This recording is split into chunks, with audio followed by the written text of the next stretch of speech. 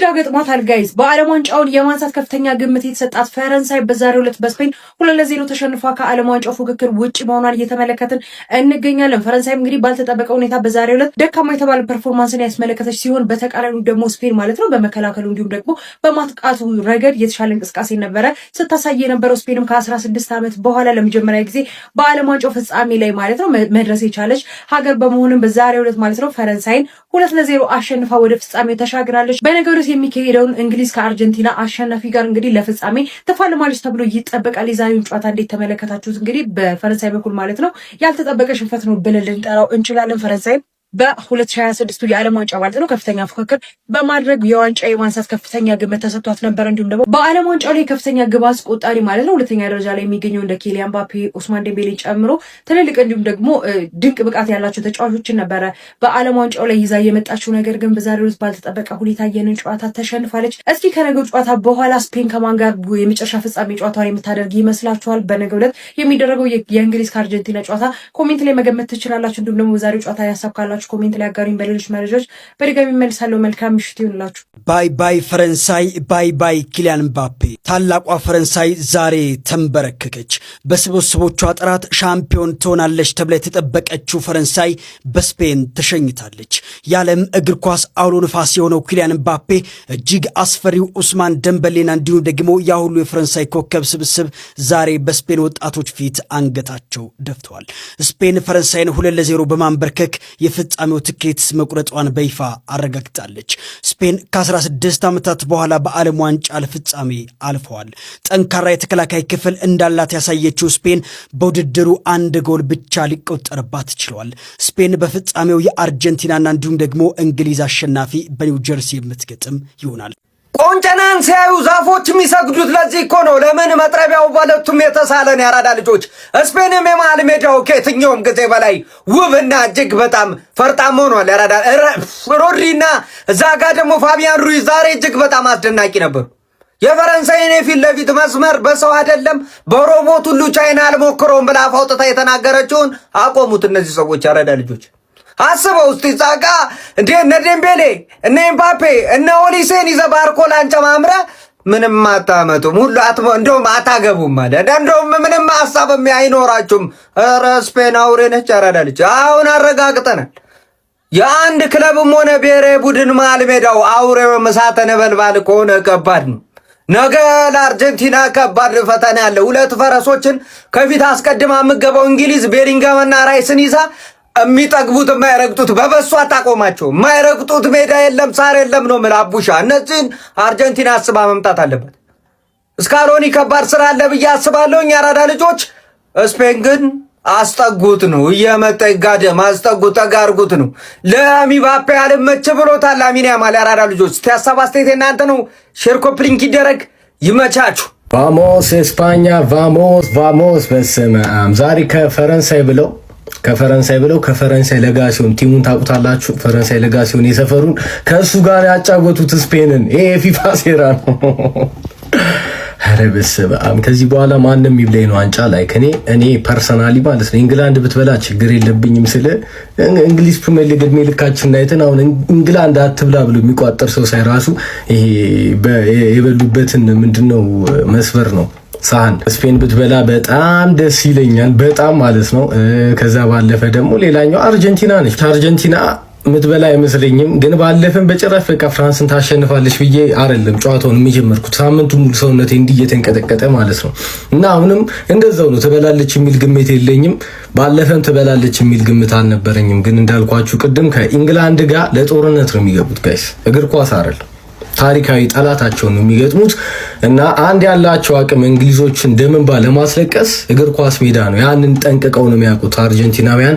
ለዛ ነው የሚገቡት። ስለዚህ ቀላል ጌም እንደማይሆን አውቃለሁ፣ ግን ኤክስፔክቴሽን ዜሮ ነው። ለዛ እኮ ነው እኔ የራሴ አድናቂ ነኝ። በነገራችን ላይ ኤክስፔክት አላደርግም። ለማንኛውም አሁንም ደግሞ አለው ላሚን ናዝራዊ ያማል የኪሊያን ምባፔ አባቱ ነው። አመሰግናለሁ። በብዙዎች እይታ የውድድሩ ምርጡ ቡድን ፈረንሳይ በስፔን ብሔራዊ ቡድን ተሸንፎ ከዓለም ዋንጫ ውድድር ውጭ ይሆናል። በእኔ እይታ ስፔን የሚገባትን ድል አግኝታለች። ቪዲዮን ኮፒ ሊንክ በማድረግ ጀምሩት። የስፔን ብሔራዊ ቡድን ከምድቡ ጀምሮ እስካሁን ድረስ የመጣበትን ርቀት አይታችሁት ከሆነ ዲሰንት የሆነ ነው። በእኔ እይታ ደግሞ በዚህ ዓለም ዋንጫ ላይ አንደርሬትድ ከተደረጉ ብሔራዊ ቡድኖች መካከል አንዱ የስፔን ብሔራዊ ቡድን ነው ብዬ አስባለሁ። በፍጻሜው ላይ ምንም አይነት ነገር ሀፕን ሊያደርግ ይችላል። ስፔን ዋንጫውን ላታነሳ ትችላለች። ግን ደግሞ ዛሬ ፈረንሳይን ማሸነፍ ስለሚገባቸው ነው እንደ ቡድን የተጫወቱት። በነገራችን ላይ መከላከሉ በጣም አፕሪሺየት ሲደረግ እንደነበር ተመልክተናል። በዚህ ዓለም ዋንጫ ላይ በጣም ጥቂት ጎል የተቆጠረበት ብሔራዊ ቡድን ነው የስፔን ብሔራዊ ቡድን። ከዛ ውጭ ግን ፈረንሳይ በግል በጣም አስደናቂ ተጫዋቾች አሏት። የትኛውን ተጫዋች ጠርተን የትኛውን ተጫዋች እንተዋለን? ኦሊሲ አለ፣ ኪሊያን ኤምባፔ አለ፣ ደዝሪዶ፣ ባርኮላ፣ ደምብሌ በጣም አስደናቂ ተጫዋቾች አሏት። የፈረንሳይን ግቦች ተመልክታችሁ ከሆነ ብዙዎቹ ከሳጥን ውጭ የተቆጠሩ ነበሩ። ይሄ ምንን ያሳያል? የተጫዋቾቹን ኢንዲቪዥዋል ጥራት ነው። ግን የስፔን ብሔራዊ ቡድን ግን እንደ ቡድን በጣም አሜዚንግ ነበር። ኦፍ ኮርስ ማንሳት እኮ ይቻላል። ለምሳሌ አርዛባል አስደናቂ ነበር ምናምን፣ ግን እንደ ቡድን በደንብ በጣም አሜዚንግ ነበሩ ብዬ አስባለሁ። በፍጻሜው አርጀንቲናም አለፈች፣ እንግሊዝም አለፈች። እጅግ በጣም ትልቅ ፈተና መሆን የሚችሉ ብሔራዊ ቡድኖች መሆናቸውን አሳይተዋልና ኦ ማይ ጋድ በስማን በጣም ጥሩ ጊዜ ላይ ያሉ ይመስለኛል። ለማንኛውም ግን እነዚህን ጨዋታዎች በዴስቲቪ ነው እያዩ ያለሁት። ዴስቲቪ እንግዲህ የዓለም ዋንጫው ከተጀመረ ጀምሮ ልዩ ፓኬጅ አዘጋጅቶ ሙሉ የዓለም ዋንጫ ጨዋታዎችን እያሳየ እንደሆነ ይታወቃል። የዛሬውን ግማሽ ፍጻሜ ጨዋታ፣ ነገ የሚደረገው እንደዚሁም ደግሞ በፍጻሜውም የሚደረገውን ጨዋታ ደልቀቅ ብላችሁ በዴስቲቪ ማየት ትችላላችሁ። ባይ ዛሬ ፈረንሳይን ያሸንፏት እነዚህ ሁለት ሰዎች ናቸው። ምን አይነት ግንብ ነው ጋይስ! ተች ማፓቸውን ከኋላ ተመልከቱት። ምንም ያልነኩትና ያረገጡት ቦታ የለም። በተለይ ደግሞ የፈረንሳይ የመሃል ሜዳና አጥቂ እንዳይገናኝ ሙሉ በሙሉ ቆርጧቸው ነበር ማለት ይቻላል። ፋቢያን ሩይዝ እንዴት አባ ነው የምችለው! በጣም አንደርሬትድ የሆነ ተጫዋች ነው ጋይስ። ሮድሪ እንግዲህ ለምን ባላንዶርን እንደወሰደ በዛሬው ጨዋታ በሚገባ ሳይቶናል ብዬ አስባለሁ። ሌላኛው እንግዲህ ለእኔ የጨዋታው ኮከብ ጭምር ይገባዋል ብዬ የማስበው ተጫዋች ዳኒ ኦልሞ ነው። ምን አይነት ወርክ ሬት ነው! ሁለተኛዋ ግብ ስትቆጠርም እንግዲህ ዳኒ ኦልሞ ከፔድሮ ፖሮ ጋር የሚገርም ጨዋታ ተጫውቶ ግቧ እንድትቆጠር ዋነኛ ምክንያት ነበር። የጨዋታው ኮከብ እንግዲህ ፔድሮ ፖሮ ተብሎ ተመርጧል። እኔ እንግዲህ የጨዋታው ኮከብ ዳኒ ኦልሞ ነው ብዬ ነው የማስበው።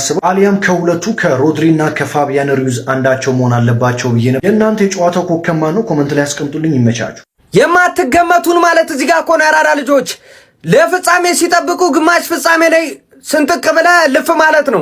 ሌላኛው ደግሞ ማትገመቱን ግማሽ ፍጻሜ ሲጠብቁ ፍጻሜ ላይ ተገኝተ ራስን አሳያቸው ነው። የላማሲያ ውጤቶች እንዴት ያምራሉ! ያራዳ ልጆች እንዴት ነው የሚያበሩት ነው የምልህ። ያራዳ ልጆች ፖላ ኩሪሲ እንዴት እንደሆነ ለፈረንሳይ ተጫዋቾች ነው ያስተማራቸው። ከመቸኮላቸው የተነሳ ኳስ እንኳን በቅጡ መቀባበል አልቻሉም ፈረንሳዮች ነው የምላችሁ። በዛ ላይ ራቢዮት ምን ነክቶት እንደቀየረው አልገባኝም። ምን ያራዳ ልጆች ማለት ነው። ለማንኛውም ስፔን በሚገባ በልጣ በሚገባ ተሽላ ፍጻሜ ማለፍ የነበረበት ክለብ አልፎ ተገኝቷል ማለት ነው።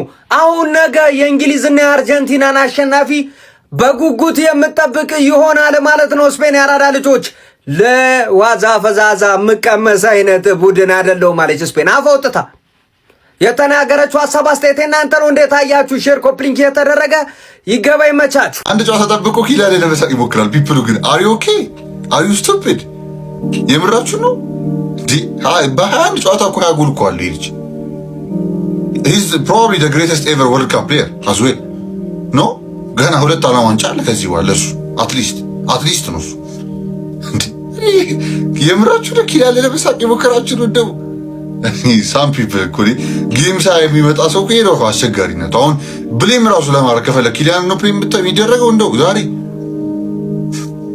አድሪያን ራቢዮ ያለ ሚድፊልዱ በቃ በጣም ላክለስተር የሆነ ሚድፊልድ። ግን ቶሎ አንልሳ ያደረገውን ነገር ኮመንት ላይ ሀሳባችሁ እያስቀመጣችሁ እንግዲህ የዓለም ዋንጫ ጉዳዩ 101ኛ ጨዋታችንን ጨርሰናል ማለት ነው። ብላችሁ ነው ጫን ደረሳ ሀሳባችሁ ኮመንት ላይ ያስቀምጣችሁ ኮፒ ሊንክ ይደረግ። ኪሊያን ምባፔ ለመሳቅ ቢሞክሩት ግን እባካችሁን አደብ ግዙ ነገራችኋለሁ። እሱ ቦል ፕሮግረስ እንዲያደርግ ከጠበቅ በጣም ሳድ አላሽ በጣም ሳድ ሮድሪጎ ስኩል ሲያደርግ ነው የመጣው እኮ ጥቁርቶ ነው እኮ እንደዚህ ያስቀየመ ያለው ይውላ ሰው እና ስላው ማረጉ አልደግ ምንም አልቀረመኝ። ቀረሚ ጠርቾሳ ነበር። በተለይ የሱ ምን ያህል ኢምፓክት ሊኖረው እንደሚችል የሮድሪ ፐርፎርማንስ እዚህ ጨዋታ ላይ to be honest እና ኢምፓክቱን አየህ ነው። ፍራንስ ነሊፋይ ያደረጋች ጥፍት ግን to blame Mbappe are you mad? እኮ አዳድ ቢብል some people just forget bro ይሁንና ቻምፒየንስ ሊግ ቶፕ ስኮረር ላሊጋ ቶፕ ስኮረር የዓለም ዋንጫውም እንግዲህ ያው ሜሲ ካላገባ ከዚህ በኋላ ጆይንት ቶፕ ስኮረር ይሆናል ብዬ አስባለሁ እና ያ trying to laugh at Kylian Mbappe is crazy አላሻችሁ after this you're laughing at him out of all the people ከዛ ሁላ ሰው really yeah some people are mad ብቻ ላስቱ መንጫ እንደረሳ ሳውር ኮሜንት ያስቀምጣችሁ ኮፒ ሊክ ይደረግ እኔ some people are unbearable ናችሁ በጣም ነው የሚገርመው